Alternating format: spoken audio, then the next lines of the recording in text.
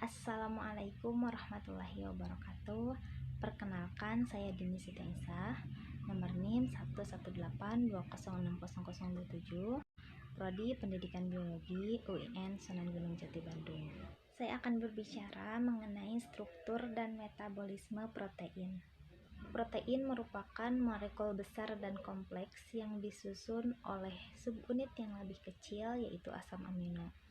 Pada manusia dan hewan, terdapat 20 jenis asam amino yang berbeda yang semuanya menjadi penyusun protein.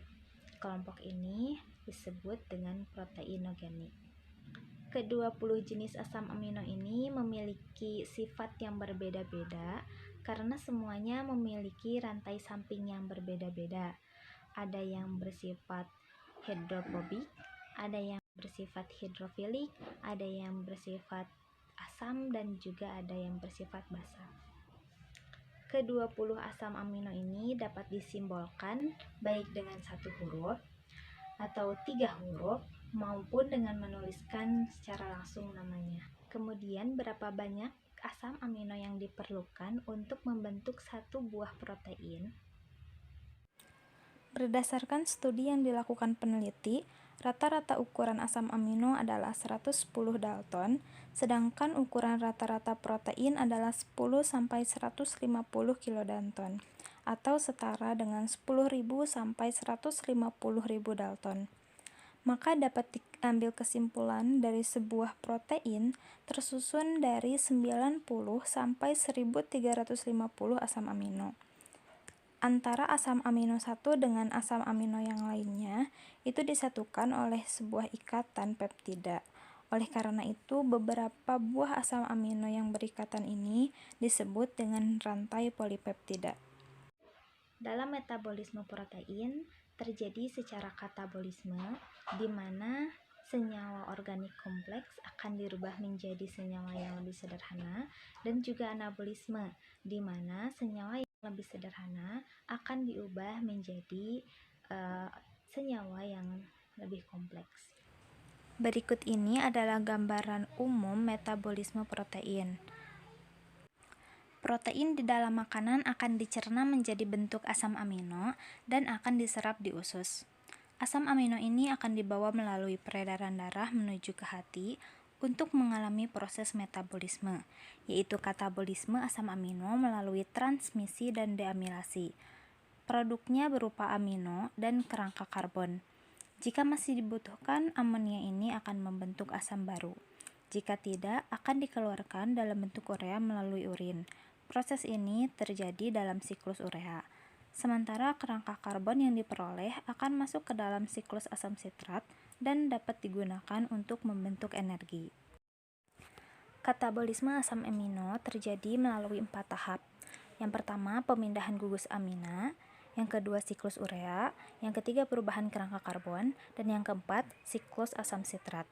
Jadi, pada katabolisme asam amino ini akan melewati 2 jalur, yaitu jalur urea dan jalur sitrat.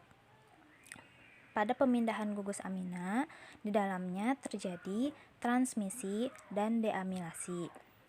Jika dilihat pada gambar, gugus amina yang dilepas dari asam amino itu akan masuk ke dalam siklus urea, sedangkan kerangka karbon asam amino masuk ke siklus asam sitrat, yang merupakan jalur utama proses metabolisme.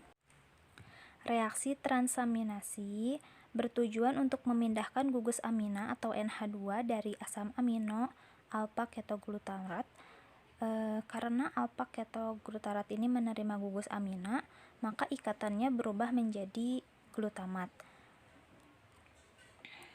L-glutamat ini yang nantinya akan menuju ke proses selanjutnya, yaitu deaminasi.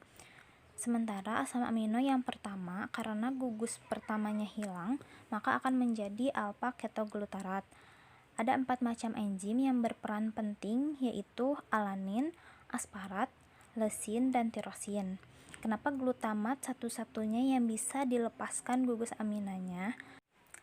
Karena ketika glutamat dideamilasi akan menghasilkan ion NH4+, L-ketoglutarat, dan NADPH.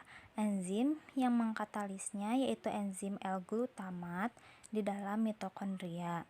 Ion NH4+ akan masuk ke dalam siklus urea untuk dikeluarkan karena urea bersifat racun.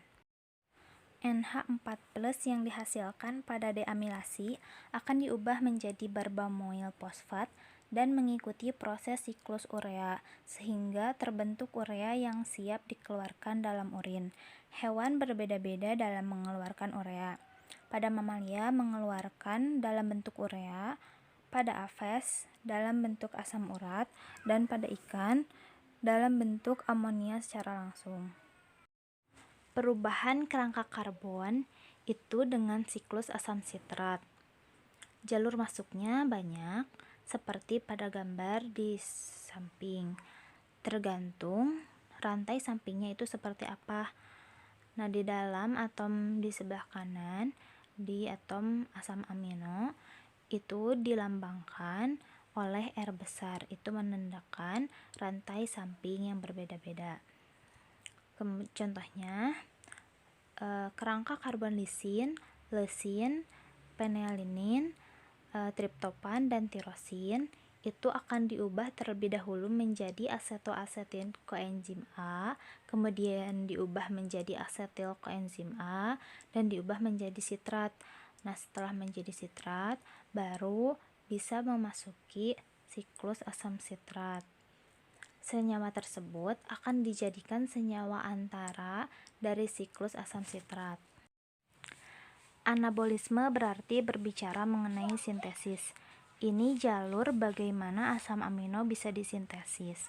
Yang difokuskan di sini adalah asam amino yang dapat disintesis oleh hewan, yaitu yang bersifat non-esensial. Pembentukan ringkasnya pada gambar, sel dari makanan asam amino dapat diperoleh dari jalur sintesis senyawa-senyawa antara, baik glikolisis maupun siklus asam sitrat. Hewan hanya bisa mensintesis 10 asam amino non-esensial. Pada gambar, contohnya 3 fosfogliserat itu senyawa antara pada proses glikolisis, dan oksaloasetat dan alpha-ketoglutarat merupakan senyawa antara pada siklus sitrat. Dalam biosintesis protein, terdapat transkripsi, yaitu proses penyalinan DNA menjadi RNA, dan translasi, yaitu proses penerjemahan molekul mRNA menjadi urutan amino. Yang akan dibahas di sini yaitu mengenai translasi. Adapun komponen-komponen yang terlibat dalam translasi yaitu ribosom RNA, molekul RNA, transfer RNA, dan asam amino. Yang pertama adalah aktivasi asam amino. Terjadi di dalam sitosol. Tiap asam amino mengikat pada tRNA spesifik, membutuhkan ATP, dan membutuhkan enzim spesifik untuk tiap asam amino, yaitu aminoasil untuk tRNA sintase yang membutuhkan ion Mg2. Yang kedua adalah inisiasi translasi, yaitu tahap pengenalan codon star dan pengenalan unit ribosom. Subunit ribosom terkecil mengikatkan diri pada mRNA dan tRNA inisiator khusus. Subunit ribosom kecil melekat pada tempat tertentu di ujung 5 dan mRNA. Pada arah ke bawah dari tempat pelekatan ribosom subunit kecil pada mRNA terdapat kodon inisiasi AUG yang membawa asam amino metionin melekat pada kodon inisiasi. Tahap yang ketiga yaitu elongasi, yaitu perpanjangan rantai protein oleh polipeptida dengan menambahkan asam amino yang baru. Asam amino baru ini akan ditambahkan satu persatu pada asam amino yang pertama. Kodon mRNA pada ribosom membentuk ikatan hidrogen dengan antikodon membentuk tRNA yang baru masuk dan membawa asam amino yang tepat. Molekul RNA dari subunit ribosom besar berfungsi sebagai enzim. Tahap yang keempat adalah terminasi. Proses pemanjangan tadi hanya bisa berhenti ketika sampai pada codon stop. Saat itu, yang masuk bukan asam amino, melainkan rhesus faktor, yang menyebabkan pemanjangan terhenti dan ribosom dibongkar kembali.